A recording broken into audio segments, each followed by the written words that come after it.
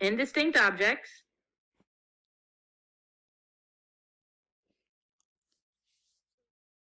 and order doesn't matter, and repetition not allowed. So once you use up something, you can't use it again.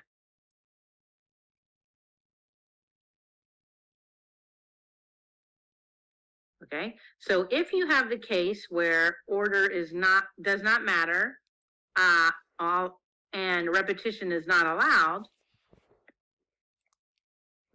you're talking about a combination.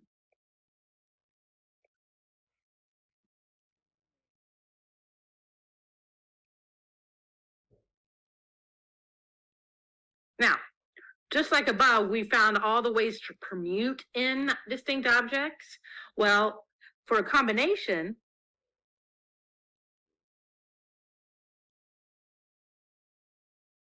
of indistinct objects, how many ways can you get a group of size n? So it's a group, meaning I don't care about the order. I'm not gonna, if I move you all around, it's still the same group, right? It's like a set of, how many ways can I grab a set of size n from a set of n objects, distinct objects? What would be your answer? No?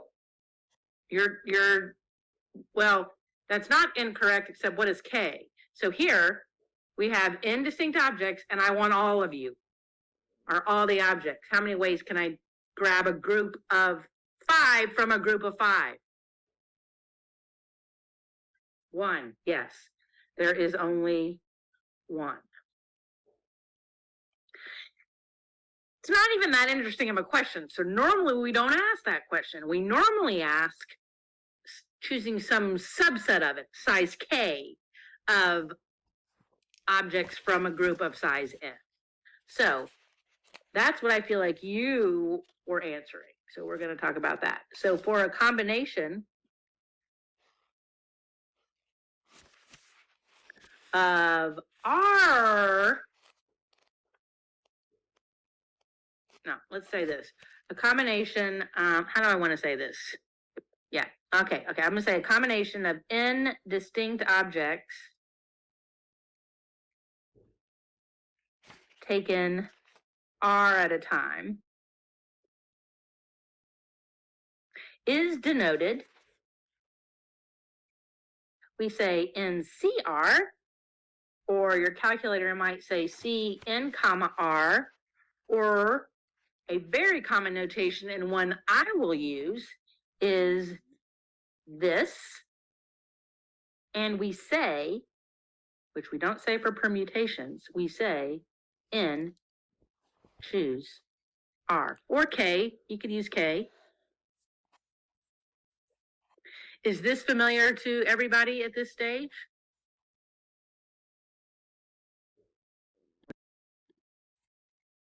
I think I know this is what's going to happen, and so I'm trying to figure out the best way to deal with this, because always when you do something twice, you always do the second time faster. So this is where we stopped in the first class, but I don't want to stop yet. We still have that's okay. We'll just work more examples. Your class will just be better. It's reality. Okay, so let's go back to those 5 letters, Texas. Okay, so let's consider, again, we have distinct objects. It's a whole nother story when they're not distinct. So right now we're dealing with distinct objects. So here, what is this? N is equal to 5, like before. We know that there's only one way to grab a group of those letters, right? I would think of Scrabble. I have all those letters in my hand. There's only one way to do that. I'm not arranging them. Or think of cards in your hand. If I deal you a hand in cards,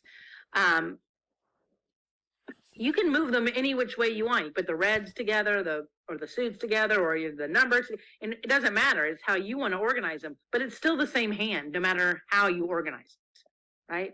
So a hand deal of it from cards. I'm not saying that right. A deal, a hand, is like an unordered list. Oops. Okay. Let's say I want to, here's my question. How many groups? And so groups generally are like sets.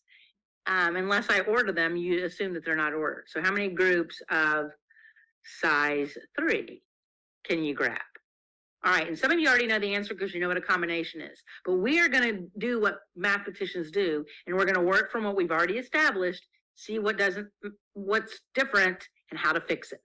Okay, so let's say all we know is permutations, right? We already know that if I wanted a permutation of 5 things taken 3 at a time, it would have been, as we learned above, 5 factorial over, I'm going to write it as 5 minus 3 factorial, right? That tells me all the ways I can grab the group of size 3 as well as all of its ordering. So it would count that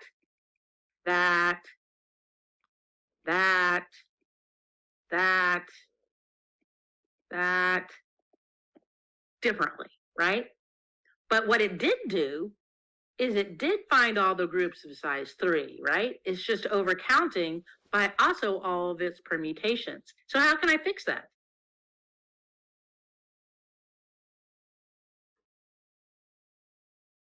So this is one group.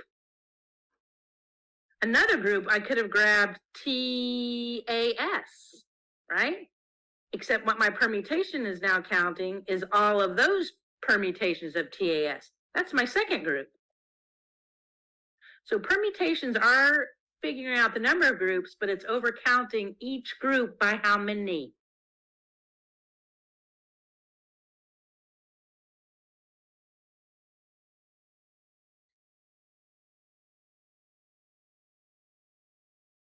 Three factorial, yes. So for every group of size 3 in a permutation, I'm also counting all of those permutations. That's what I want to do when I'm finding a permutation of 5 things taken 3 at a time. I just want the groups of size 3 now. So I'm going to deal with that by dividing by all the permutations of the groups of that size. Does that make sense? So really it would become 5 factorial over 2 factorial, 3 factorial. That's how we would write it in the end. Okay, so what if I wanted to find how many groups of size 4?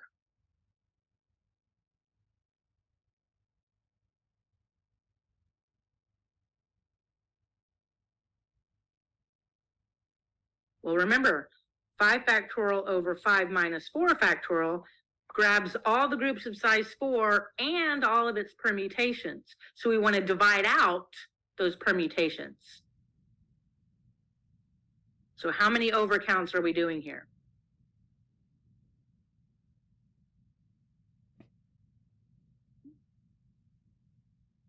Four factorial.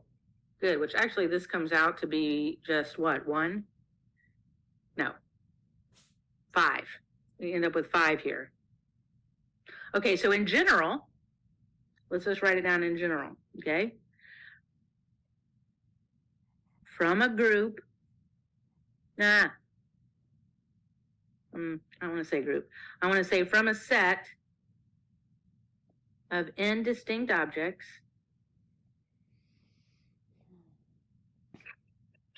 taken r at a time,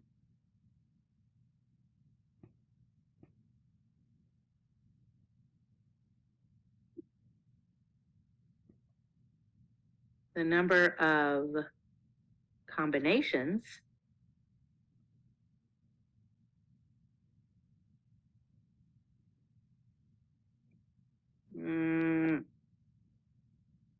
is, like I said, why did I keep doing it? And choose R. And somebody tell me what the formula should be based on what we've done above. We know we started with our permutations, n factorial over n minus r factorial, but then we are counting every group of size r by, good, all the permutations of those groups. And we say in, choose, R. Okay, that's a good